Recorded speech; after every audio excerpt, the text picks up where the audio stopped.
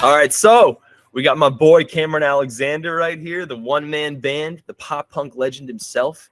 Fun fact about Cameron, he was one of the first people to reach out to me on Instagram DMs after I put out my No Pressure video. So you bet your ass I was totally cool with making him a video after he reached out to me, especially when he's putting out jammers like he has been. If you haven't checked out Ice Blue Punk, give it a listen ASAP. We're going to get right into it and just dive right into what the fuck ever.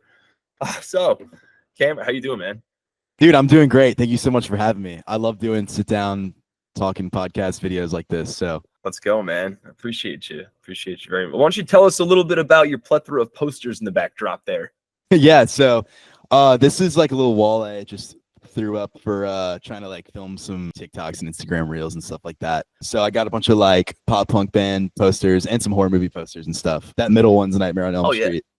Oh, okay, I see it. Yeah, I see Freddy's knives up there. Yeah, some are falling down there, but that's like Knuckle Puck and Story So Far and Koyo and stuff. Koyo. I love that. Yeah, I actually got those. I went to Japan over the summer. I went to a Nerds record store. It's Nerds Records and it's also Ice Grills, I guess. But I bought like a bunch of CDs and merch and stuff, and they threw in some of those posters. So sick. How was Japan? That's nuts. I went to a few different places. I went to like Tokyo and Kyoto, and Suzuka, like 3 or 4 like main areas. It was super cool. Had you been to Japan before? Was it your first time? That was my first time. That was definitely like the farthest I've traveled. I've been to like a few other countries, but yeah, it was kind of like a family vacation thing. So like my dad is a motorcycle collector, and he basically ended up like finding this motorcycle. It was the only known motorcycle to still exist from this Japanese race that happened like 60 years ago. It was like a Yoshimura motorcycle. Yoshimura is like a family company name, and it was like worked on by like one of the guys that started the company, who's like this legendary motorcycle like technician guy or whatever.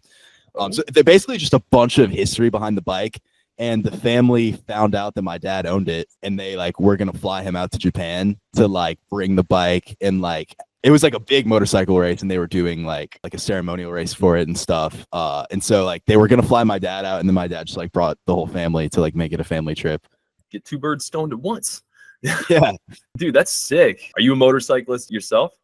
Nah, never really got into cars or bikes or anything like that. Okay, because your one music video has you with the POV in the car. I was gonna say, has that influence from your dad? Like, does that influence your yeah, music that's my video dad's at all, car. or anything like that? Aesthetic? Oh, really? Okay.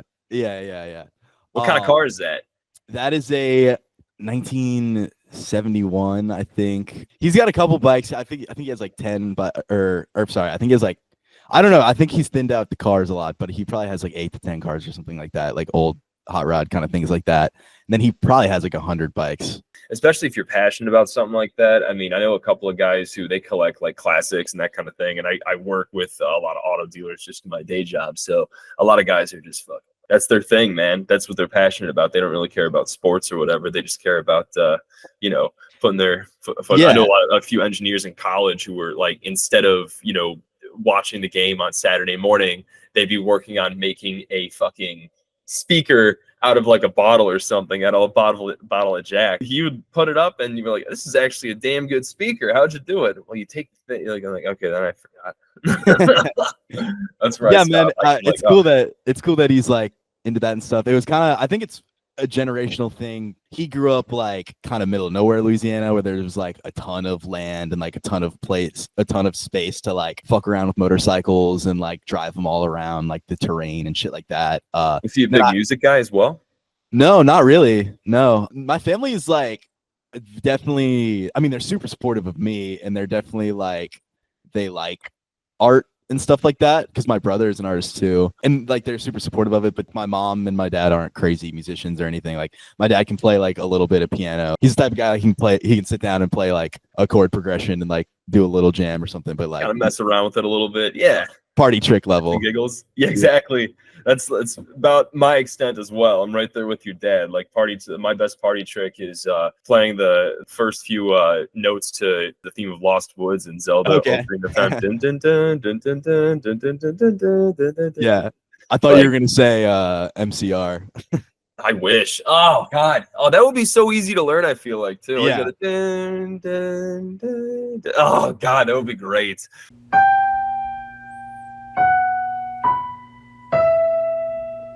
So bridging off, because you mentioned that your dad grew up kind of like middle of nowhere. Like you yourself, tell us about your upbringing. I know you live in Nashville now. I'm assuming you still live there for school. Yeah. Yes. Yeah. Okay, cool. But tell us about growing up in Louisiana and how that kind of has not just shaped your music, influences and like how you play, but you in general, not just as an artist, but as a person. It's hard to know. I know that you're young. I know that you're still. Are you 19? Are you 20 yet? I'm 22. Jesus Christ. How old are you? 30. 30. Okay, cool. Yeah, so I grew up in a place called Metairie, Louisiana. It's like 10 minutes outside of New Orleans, basically. So it's not like I like grew up on the French Quarter or fucking whatever, It was interesting. I mean, it's not like I grew up in the middle of the city and I was like this sick like punk rock city kid. Yeah. Or at least we're adjacent to it, like having any sort of like, because even in sorry to interrupt you, but even in Chicago, if you're like, I'm in the suburbs, right, and even growing up around here, you're like 30 miles from the city, but you can still feel it. Like it's still it reaps like into the suburbs, so you can still feel that there's a presence, and there's a presence and something much greater that you're kind of sitting on. Yeah, and like New Orleans specifically has like such a unique culture that's like unlike any other place, and I think it's something that I definitely fully took in once I moved, and then like I brought some of my college friends back to go to Mardi Gras, and they were all just like freaking out, like, what is like this place is fucking crazy, whatever. And I'm just kind of like, shock. Yeah, I mean it's kind of normal for like thousands of people to go drink on the street and like throw plastic beads at each other and like flash your titties at people, like. Yeah, that's kind of just been like pretty normal in my life, I guess, like once a year thing. It's definitely a really cool place with its own unique culture. At the same time, it's not a developing city, I don't think. Like Nashville, you can't walk 10 minutes without seeing a crane in the sky, like new huge building getting put up, and like it's just like a developing city where like new shit's happening all the time. Yeah. There's a lot of big artists too who are starting to move out there. I know the guys in Beartooth. I don't know if Caleb lives out there now, but I think he might still be in LA. But I know that Ashi from Beartooth, who used to be in City Lights, used to be their frontman in City Lights, for those who don't know. He lives in Nashville now. He's from Columbus originally, but he moved out to Nashville. I'm not sure what the driving factor was specifically, but he and a handful of other guys who I've seen in the scene at large, the older guys who might have been big in the early 2010s, they're all relocating there, and it's interesting. I think it makes sense because it's such a big musical town. But just as you said, it's also it's a nice place too. And I went out there myself last year, and I thought it was beautiful. And you're right, cranes everywhere, construction everywhere, because people are, I feel like, starting to realize it's been such a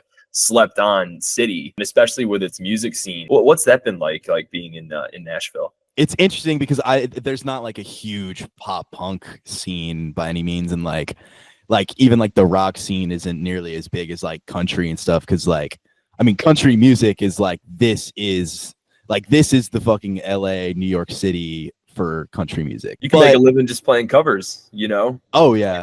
At bars and stuff, and like they got the QR code in the backdrop there. Yeah, at the heart of it, honestly, it's just like everyone here loves music. It genuinely does feel like Music City. That was one thing about growing up in like small town Louisiana. My graduating high school class was 60 kids. I went to like a small private school, and I like went to two different private schools, and they were both like that size. I was like the only kid that wanted to like actually do something in like a creative musical field. I was like in the school band and school choir and stuff, just 'cause it was like a way to do music, I guess, like in school and whatever. Everyone else was just like in band or whatever to like get a grade and shit like that. Okay. And whatever. But, like I definitely nobody else there that like had that drive. No other artsy kind of kids. I mean, I believe it because it's such a small class. Like, see, that's because my graduating class was like fucking 780 kids or something like that. Yeah, I mean, like I guess there's some, but then it's like still the chances of like finding another kid like me that's like into like pop punk music and like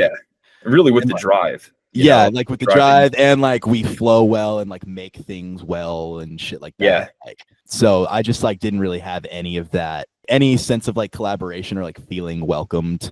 Like I was definitely just kind of looked at as like the music kid. Like I don't even fucking. And I mean, like I was hardly slap the label on you. Yeah. Like, And it's like, it's not like I was like Cameron Alexander back then, because like I didn't have music released or anything like that. So people just kind of knew me as like, oh, the kid that like plays a bunch of instruments. Now they see you playing like these big backyard shows. Without a doubt, it's the last time that I'm gonna take it first through you. Fuck it.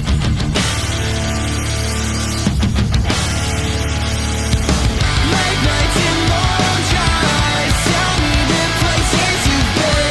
We'll spark a new light, that hard to burn through the skin. Permanent scars of who we are and how we'll never quit. Being a one-man band, were you still in high school when they knew you as the music guy? Were you still a one-man band at this point? Were you making tracks like with every instrument, learning every instrument? Talk about that a little bit. Yeah, I mean, I started really doing a lot of that like my senior year of high school. I learned drums. I started learning drums in like 7th grade, and I started learning guitar in like 5th grade and stuff. And so like I feel like a lot of people knew me as a drummer at my school because I played drums in like jazz band and stuff. So like on campus and whatever, like drums were like my instrument, I guess. That had to like naturally kind of just help you get better at drums too. Like that's pretty cool from doing that just constantly for school. Yeah.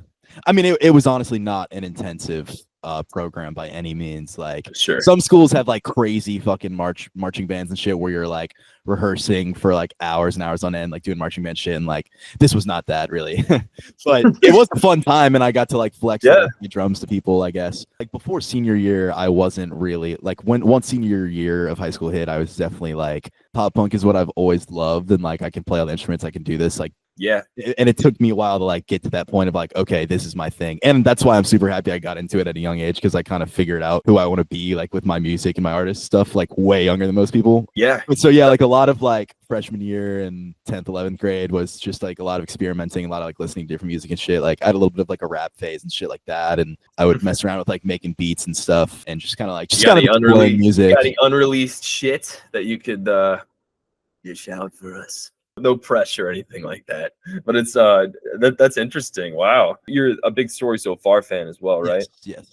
My buddy Chris Hoffman in the band Wolf Road was telling me that a big reason why he likes Parker Cannon a lot is because he almost has this sort of like rap feel with his vocals, because he accentuates everything. But you know, he does sing. There's melody about his voice, but the way that he accentuates things and lets kind of the lyrics flow, it does have more of kind of a rap feel. Like that. Did you kind of let that feed into how you sing or how you write lyrics or anything like that? I love their music, and they're definitely influential for me in a particular way, but I don't think that has seeped into my music that's like out yet. I think a lot of my stuff now is like very influenced like Blink-182 and like All Time Low and stuff like that. I remember the first time that we talked on the phone when I was doing your video. My first thought was, okay, Newfound Glory, total Newfound Glory. But you mentioned you weren't really influenced by Newfound Glory, right? No, not really. I mean, definitely. I know who they are, and I've like listened to their music and stuff, but it's not like, oh, like their albums like changed my life or anything. Yeah, it's just amazing because like you're almost like, especially with Time to Break Up, you're bridging, you're kind of edging. Thought we could get far ahead. Feelings are fleeting instead. As I regret what I said, 'cause now I'm stuck in your head. What's interesting about them is that they are notorious hardcore kids. So they've got the whole side project called International Superheroes of Hardcore. It's awesome. It's like an old school hardcore sound because they're big fans. So they kind of let that influence seep into their sound. And I kind of got that vibe from you. So it's interesting that you say you haven't released anything yet. Are you going to keep yourself a one-man band, do you think? What are your plans? Because I know live you've got a full band, but yeah. So yeah, I mean, essentially being a one-man band definitely came out of like necessity, as we were talking about earlier. The more people I've met in Nashville and stuff, it's been really cool to like share my music and like collaborating with different people. Yeah, I mean, I'm always open to like working with different people and stuff like that. On the EP, like my friend JJ Jones wrote Fight for Fun with me. Like pretty much all the instrumentals was done by me. But I've still like, I worked with like 2 different producers that like, when we're in the studio doing something and they go like, oh, hey, do this instead. It's technically like someone like influencing the music in a way that like I wouldn't have like brought up and stuff like that. So it's true. It's not like, oh, like every single little thing in my music is 1000% me.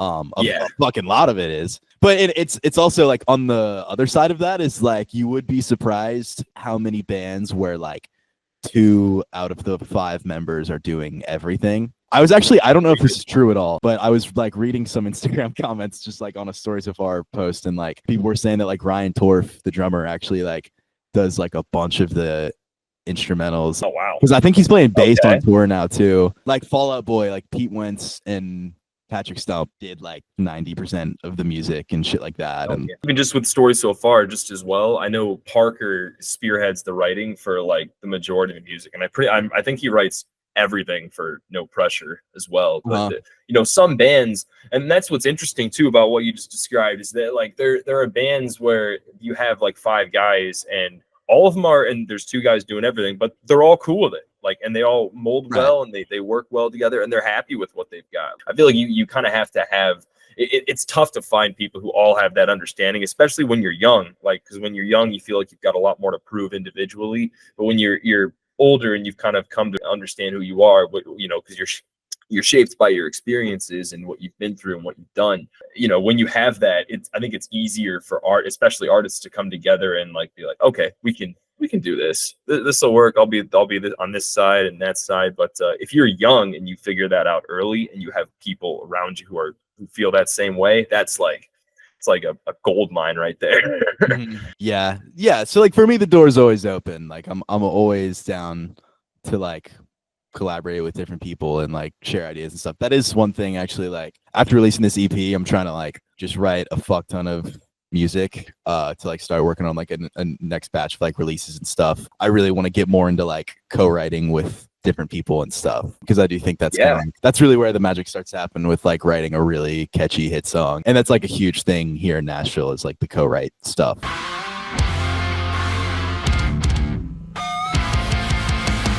Looking to the future and that kind of thing, and balancing music and what you're going to do, you know, full time and something to pay the bills. How do you kind of envision that? What's your vision of success for that? Yeah, well, I mean, like the ultimate goal is to be able to like just be self-sufficient off of like making music and making internet content. I definitely think there has been a huge merge between being a music artist and being like a YouTuber. Like you kind of have to be both at the same time nowadays, which for someone like me is honestly pretty sick, because those are like the 2 biggest things I've ever wanted to do with my life. Like I kind of wanted to be like a YouTuber before I even wanted to be a musician. Yeah, you got the right voice for content and for music, dude. I'm telling you. When I first heard your voice, even on that, for those who don't know, he did an amazing cover of the song Tongue Tied by Group Love. Take me to your best friend's house, roll around this roundabout, oh yeah. For all those youngins, it was a big song back in my college heydays in 2013. That was one of my jams back then, and ever since then I've been jamming your cover, dude. And my dad even loves it on the when we sit out on the deck when I visit my parents. That's so lit. Yeah, so like hopefully I will figure that out to where everything will line up and that will be possible. And it is definitely like a pretty terrifying thing to think about. I don't know, at the same time I am excited to kind of just fully rip the Band-Aid off and go for it, because like it's pretty hard to manage school and trying to do music stuff at the same time. And the most frustrating thing with it is pretty much that school always has to come first, because it's like I'm paying a fuckload of money to like get a degree and stuff. If I like bail out or like fail a class and shit because I was like trying to get a song out, that would just not be effective for like anyone. No, especially if you're paying all that money, dude. That's when it gets real. That's when you're like, oh, okay, I can't skip class for this. I can't like bail out of this. You know, when you're paying that much money, it really hits you. And at the same time, and you know, there's so much talk nowadays of like college not really being as useful as it like used to be for people fucking spending hundreds of thousands of dollars on like liberal arts degrees where you can't get a fucking job, whatever. And it's like, I'm low-key one of those people because I'm getting like a songwriting degree. The truth is though, it's a bachelor's is what you're getting. Yeah. Okay, boom. You're fine then. So where I'm going with that specifically is just get your degree. At the end of the day, get your degree, get your bachelor's, because regardless of whatever you're in, like having that degree itself, you can have that backed up with all of this experience. I mean, it just sets you that much more apart. And the best part is, dude, like at the end of the day, nobody really gives a fuck what your degree is in. Depends on how you use it and what you're going for, what job you're going for, and how you frame your resume, cover letter, interview, how you sell yourself on the interview, and you know, who you get to know, not just who you know now, but who you get to know in that process. And if they like you. I definitely hear you when it comes to your nerves, dude, because I felt the same fucking way. It's scary. Well, it's something that is like a valid argument, and I guess it's like I'm glad people like kind of start that commentary, I guess. I do think in my case, like you said, like getting a bachelor's degree and being able to say like you have a college degree. I'm also a minor in music business. I mean, there we go. It's decently well-rounded, you know, and it's like from a very prestigious school in Nashville. And like the program itself, most of my professors like have Grammys. They just like know so much about the business, and knowing that, especially the music business being an industry where it's like really all about knowing people, being able to like go to a university where like a lot of my professors are just straight up people that are in the industry and stuff. Like the person I recorded my EP with, Justin Cortelyou, who is like a sick fucking producer, who is like the top engineer at like this really sick studio called Soul Train Sound Studios in Nashville. My like biggest goal was to have a song out before I got to college. I was like, well, I want to record my music in Nashville, but I don't really know anyone. I found this guy. He made music like somewhat kind of like me. It was more like Panic at the Disco / like ukulele era type shit. More avant-garde. I was like, all right, well, this is like somewhere in the vein of like what I do. So I'll just ask this guy, yo, like who's your producer? And he's like, oh, this guy, Liam McCullough. So I had those demos and I sent them to Liam and said like, hey dude, I'm gonna be moving to Nashville in a few months. I'd like to record these songs. And he was like, all right, cool, like sounds good. And so then I like drove from New Orleans to his house and recorded those songs. He's great. I still work with him a lot. It's been super fun. How old were you when you did that? When you drove from? I was 19. Fuck. Yeah. Damn, that's a hell of a trek for a 19-year-old kid. Yeah. Shit. I did it with my dad. Wow. Oh, okay. Yeah. I was gonna say you just grab the Gran Torino. See you, Dad. You cool if I borrow this? Oh yeah, you got it.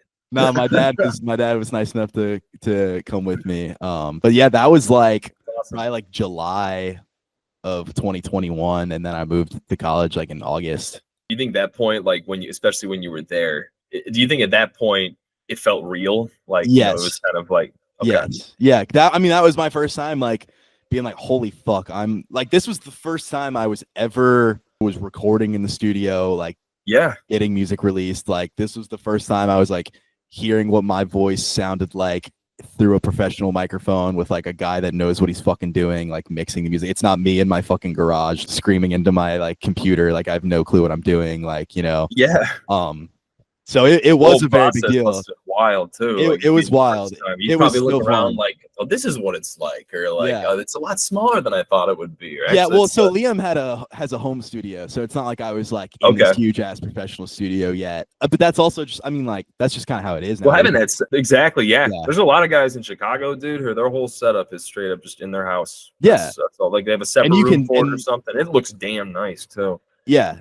Unless you're recording like drums or like you need a really nice room to like record a crazy guitar amp and shit like that. Like Billie Eilish recorded like her biggest songs like in her fucking parents' kitchen and shit, you know, like it's just like how it is nowadays. Like the ceiling is just, or the floor is low, whatever that fucking saying is. I don't know. Something about the ceiling or the floor. It's the ceiling is lower now.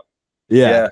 100%. Like, and because of that, it's like there's such a saturation of artists. Like, I guess that's one question I have for you. Like, being as young as a guy as you are, like kind of putting out this kind of music, you probably pay a good amount of attention to the trends of people your age because you're surrounded by people your age, be them in real life or online. Where do you kind of see like the scene going, like musically, culturally? Like what have you noticed lately where you're like, okay, I think people are gonna listen to this more, start dressing like that more? What do you think?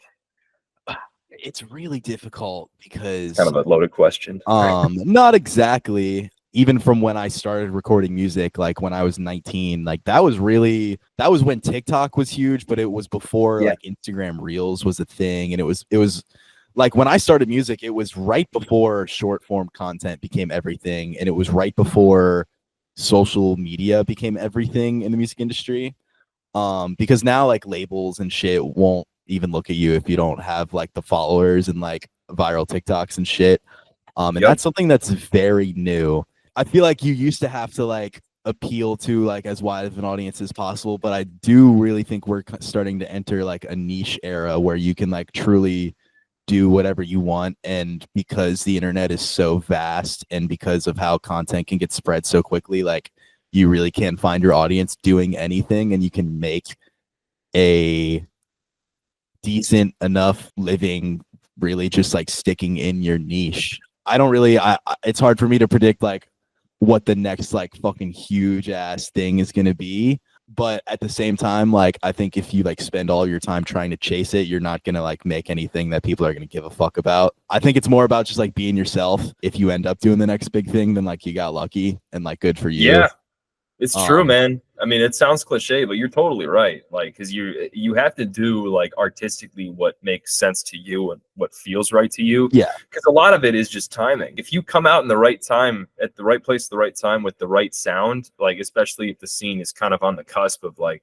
oh, you know, people really were into the mumble rap in this era. Now they're a little more into the melodic sort of stuff that The Weeknd put out a few years ago. But I remember when that style started getting a lot bigger, and now it's like I feel like I hear Sabrina Carpenter a lot now, kind of like still that more melodic stuff. And just as well, you know, you've got more pop punk bands leaning on that more melodic side that's starting to draw that's still drawing like crowds and like big numbers. So yeah, it's hard to know. I think like, post COVID too, people Yeah. are like realizing how fucking awesome live shows are and stuff, because I think that's another thing that internet culture kind of changed, is like shows aren't everything anymore. That's like, it's not necessarily how you like make fans anymore, but it is still just like such an amazing thing, and you can still use it as like a tool to grow your fan base like on the internet and stuff. What's cool about that is that all these younger kids, like TikTok kids who are finding out for the first time, they're seeing what a mosh pit is for the first time. They're like, oh, I want to go see what that's like in real life. So they'll spend the money on that. You know, you kind of look at which bands are making the crowds go the wildest, whether it's an opener or a headliner or whatever. If the kids are not going ape shit, then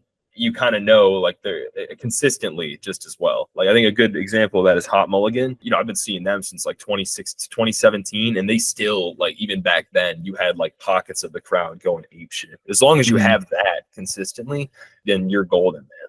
And I've seen that in your Alpha Cool Guys video as well. Plenty of people going ape shit in the crowd. Yeah, that's like another dope thing about Nashville and like living in a college music scene where like people here love going to shows and like understand the show culture and shit. That's like the really dope thing, is like we have a bunch of people in our area that like want to go to shows and like mosh and have a good time and stuff. Correct me if I'm wrong. Did you say that you first discovered pop punk music and really started listening like through TikTok? No, I mean, I first got into pop punk music was like Blank, right? Yeah, I mean, I first got into pop punk music like, I guess like technically my first was like Green Day and the All American Rejects when I was like 10 or 11.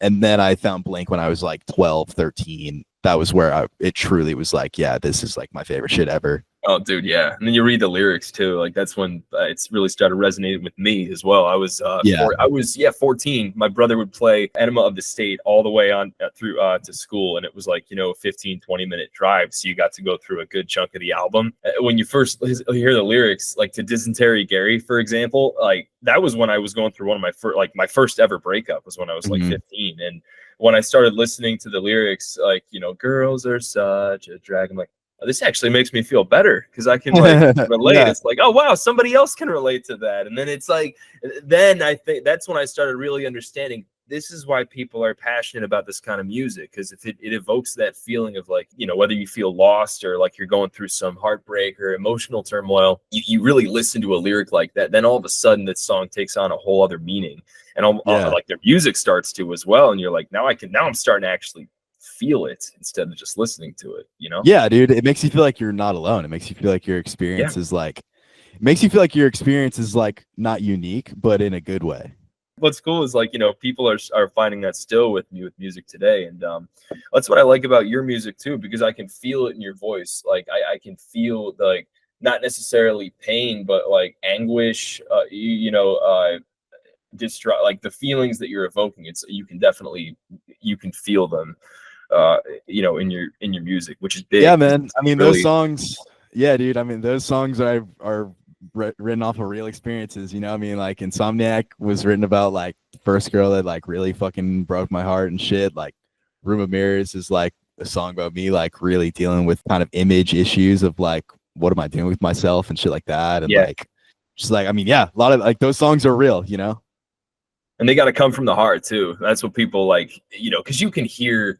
They used to tell me when I was doing sales training, like you can hear when people are smiling on the phone like that. Like you can hear that just like you can hear when I'm talking like that.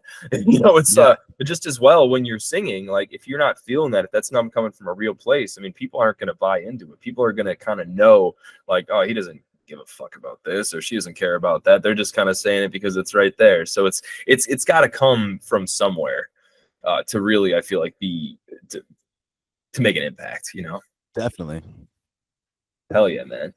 Well, hey, I'm gonna I want to be mindful of your time here. So I guess to wrap things up, let's hear something that most people wouldn't know about you. Like if people took one look at you and said, "Oh, he doesn't like that," or he's not into that. He's never done that before. Yeah. I mean, we talked briefly about it before this started. I mean, like I am like a huge nerd and I like love playing video games and like doing movies and shit. So like maybe keep a lookout for my horror podcast that we dropping with my friends soon. Gonna be doing a lot. I think I am gonna try to branch out a lot more from music in these coming years, like just doing random shit. It really the most difficult thing for me honestly has just been I have a lot of different interests and I would like to make content about all of them. It's just really hard to figure out how to make it digestible for someone that like finds me and like because I want someone to be able to find me and be like, oh, okay, like I understand what this person is doing. They're a musician and they make content on other things. So you can just like grow a better connection with them and like understand who they are on like a deeper level and stuff like that. Yeah. Like some like one of my don't be afraid to fuck around with that stuff too, because you never know. Like especially if people start to like you as a person, like that, ultimately that's what you want, you know, on YouTube or whether you're an artist, like people buy into you and they like you for you, then you could talk about whatever on your channel and then people exactly. Yeah, dude, like I mean some of my biggest I don't really like consume. I haven't like really consumed their content for a minute now. But some of my like a really big influence on me was well, it kind of sucks to say now, but Cody Ko and Noel Miller. Cody Ko recently got canceled for some bad shit, so not supporting him. I guess fuck that guy. But like back before people knew that he did bad shit, and Noel is still a cool guy. I really loved how they were like they literally just did everything. Like they have their own music out on Spotify. They do a podcast. They make their own YouTube videos. They have like merch brands. Being able to do that is definitely a huge dream for me. Like just kind of having my own name be something that people can just like vibe with. That's like my biggest goal, to like understand how I can make that digestible for people. All starts with one thing: just taking action, just like what you're doing with the horror cast, man. Yeah, glad you plugged that. And before we part ways, there's one very, very important question I have to ask you. Plug in Cameron Alexander right now. Before I ask this very important question, check him out on Spotify. Give him a follow on Instagram. My question for you, Cameron, is what's your favorite horror movie? My favorite horror movie is It 2017. Oh, yeah. I have a ton of amazing like memories with that movie because it came out my freshman year of high school. I saw that movie in theaters probably like 5 times, just like with different groups of people, like watching them like when the certain jump scares would come up and stuff. And like and I just think like the story is like just like the perfect allegory for like fear itself. The characters are just like so amazing. The acting's so great. I wouldn't say that's definitely not the most terrifying movie I've ever seen. I've definitely seen movies that make me like rethink why I even fucking like watching horror movies in the first place. But yeah, totally. Don't leave me hanging for that. What's that one? The most terrifying? The last one I saw that like really fucked me up was called the Poughkeepsie tapes. It's like a fake documentary. They find a bunch of like tapes of the serial killer, just like torturing people, killing people. Like he like tortures this one girl for like 10 years straight and shit. The thing is though too is like I've watched a lot of these movies like on a crazy amount of edibles. I kind of you kind of just like forget you're watching a movie and you think you just like found a tape and you're watching it. Put it on late at night too to really get in the mindset. You don't need blackout shades or anything. Yeah, because like I'll watch a movie like that and like almost start crying because it's so horrible. And then God! And then I'll like look up a review on the internet. And people are like, "This shit sucks. It's not even scary." And I'm like, "Oh, Maybe it's I feel maybe better. it's because I was like in a different universe watching it. Take an edible and watch that shit. Oh hell yeah, I'm gonna do that tonight.